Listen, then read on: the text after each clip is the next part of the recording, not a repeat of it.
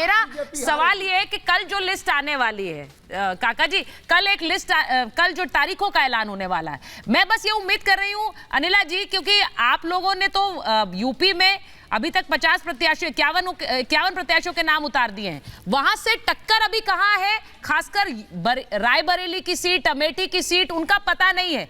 आपने अपने प्रत्याशी उतार दिए हैं कि वो जल्द से जल्द चुनाव में उतर जाएं, वहां समाजवादी पार्टी ने उतार दिए हैं, लेकिन ये जो जिनको हाई प्रोफाइल सीट्स कहा जाता था, इनका क्या हो रहा है इस बार पता नहीं चल रहा है। वरुण जी को भी रखिए जरा स्क्रीन पे। मेरी सबको राम राम। और बाकी राजनीतिक दल क्या कर रहे हैं, अपनी जो सीट्स हैं उसके उम्मीदवारों को घोषित कर रहे हैं, नहीं कर रहे हैं, किसको कर रहे हैं, किसको नहीं कर रहे हैं, इससे हमें कोई भी मतलब नहीं है। भारतीय जनता पार्टी अपनी तैयारी कर रही है। भारतीय जनता पार्टी ने अपने उम्मीदवार जो हैं घोषित किए हैं कुछ सीटों पे, चाहे वह उत्तर प्रदेश हो या वो दूसरे राज्य हों। तैयारी हमारी पूरी है। उम्मीदवार जो चुनावी रण में उतरे हैं पूरी तैयारी के साथ उतरे हैं। भारतीय जनता पार्टी अपने अनुशासन और अपने संगठन के लिए जानी जाती है। रिपोर्ट कार्ड हमारे पास है जिसके तहत जो है हम चुनावी रण क्षेत्र में उतरे हैं, वो हमारे सबसे मजबूत हथियार हैं और उन हथियारों से ही हम धाराशाही करेंगे अपने विपक्ष को। मैं उत्तर प्रदेश से आती हूँ। उत्तर प्रदेश के जो भी समाजवादी पार्टी के जो प्रवक्ता बंधु हैं बहुत बोल रहे थे, बहुत कुछ बोल रहे थे, थोथा चना बाजे घना। हाँ, चंदा की बात करें, अरे हमको चंदा मिलेगा, आप जैसे राजनीतिक दलों को तो डंडा ही मिलने वाला है। हाँ, किसी की कनपट्टी पे रख बंदूक रख कर क्या चंदा लिया गया है? बाकी राजनीतिक दलों ने चंदा नहीं लिया है क्या? कोई गुनाह किया है क्या? हाँ, व्हाइट मनी में सब कुछ आया हुआ है, एसबीआई में जमा किया हुआ है, कोई काला धंधा हो रहा है, काला पैसा लिया है। अरे किस दुनिया में रहते हैं और कैसी बातें करते हैं? उठपटांग बातें करके आप लोगों को लगता है कि भारत की जनता को आप बरगला लेंगे? आप लोग हैं क्या? सबसे ज्यादा अगर लोकप्रिय नेता पूरे विश्व के हैं तो नरेंद्र मोदी जी हैं। अखिलेश यादव जी को उत्तर प्रदेश से बाहर जानता कौन है? बात आप लोग कर रहे हैं, अपनी तुलना करते हैं हम नरेंद्र मोदी जी से और नरेंद्र मोदी जी की पार्टी से। इस बार उत्तर प्रदेश में आप देख लीजिएगा 75 पार है। और जैसे कहा गया है, हमारी पार्टी लगातार कह रही है, भारतवर्ष में भारतीय जनता पार्टी जो है 372 पार और एनडीए का परिवार 400 पार। ये सच्चाई है। मेरी एक रिक्वेस्ट है सबसे, के आधार पे बोल रही हूँ मैं।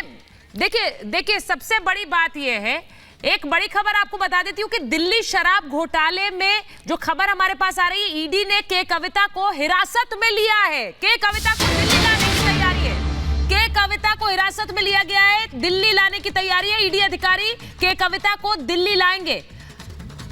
हैदराबाद में छापेमारी आज ईडी ने की थी। तेलंगाना के पूर्व सीएम केसीआर की बेटी है के कविता, उनको हिरासत में लिया है ईडी ने। अब ये बहुत बड़ी खबर।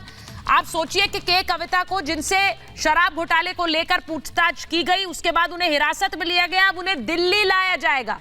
ये बड़ी खबर आपको मैं बता रही हूं। शराब घोटाले में के कविता से इससे पहले भी पूछताछ हो चुकी है और ये अरविंद केजरीवाल के लिए बहुत बड़ा झटका है, क्योंकि आज सेशंस कोर्ट से अरविंद केजरीवाल की पेशी से छूट की मांग कोर्ट ने खारिज कर दी है।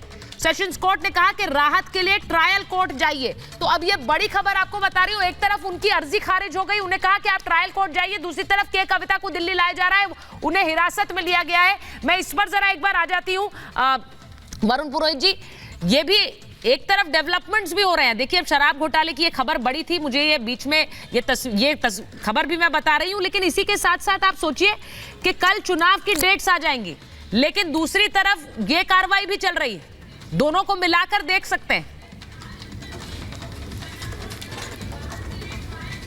सुचारिता जी, मैंने पहले भी कहा था एक दिन collapse of Indian political system एक बुक लिखनी पड़ेगी।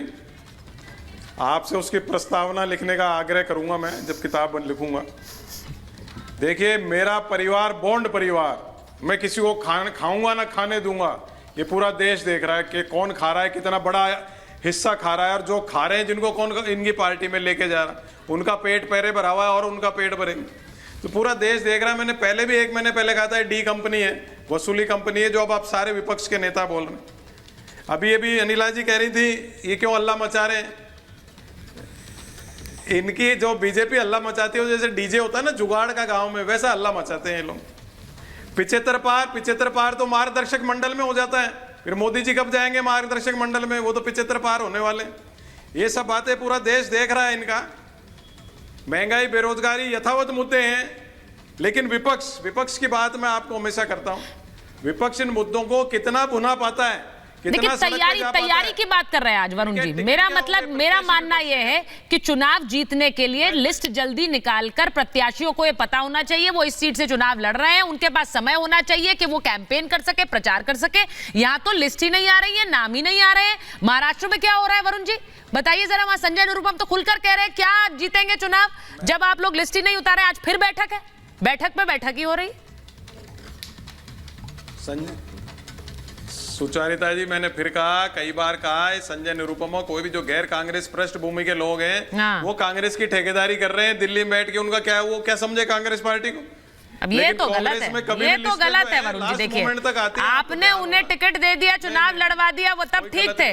अब आज वो अगर ये बोल रहे हैं तो आप बोल दे उन्हें गैर कांग्रेस पृष्ठभूमि है। शुरू से ये मुद्दा, ये तो गलत बात है।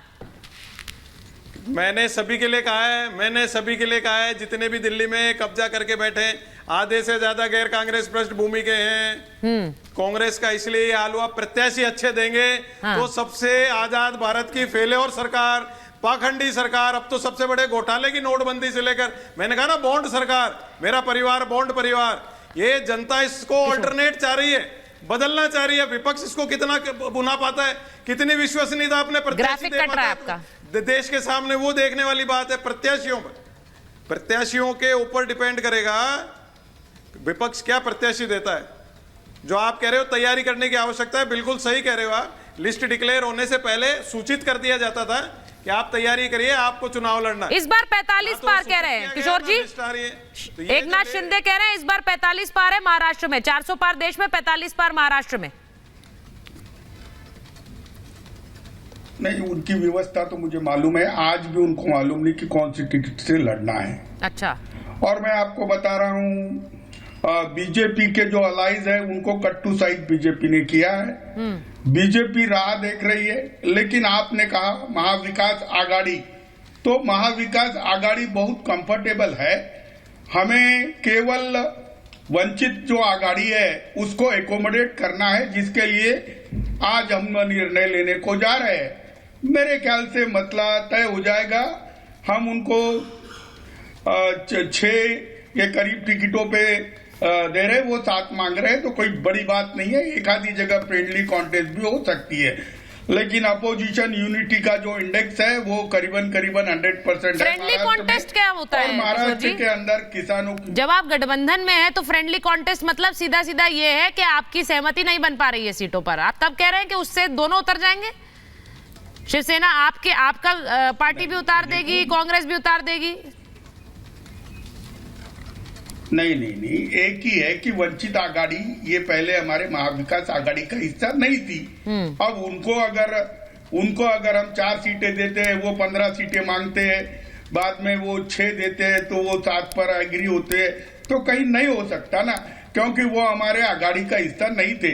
लेकिन उनकी पूरा सम्मान करते हुए हम उनके 4 सीटों पे तो उम्मीदवार खड़े नहीं करेंगे, जिसमें अकोला है, सोलापुर है, ये बहुत सारी सीटें हैं जहां हम तो उम्मीदवार नहीं दे रहे हैं। लेकिन प्रकाश आंबेडकर भी अपनी सूझबूझ को रखते हुए, वो भी जैसे हमारी औरंगाबाद सीट में भी वो कहने लगे थे, तो उन्होंने भी समझदारी रखनी चाहिए। मात्र किरकिरी का एक, देखिए तैयारी, आज मैं बार बार कह रही हूँ, तैयारी किस पर भारी है, आज वो आकलन करने का दिन है, क्योंकि कल डेट्स अनाउंस हो जाएंगी।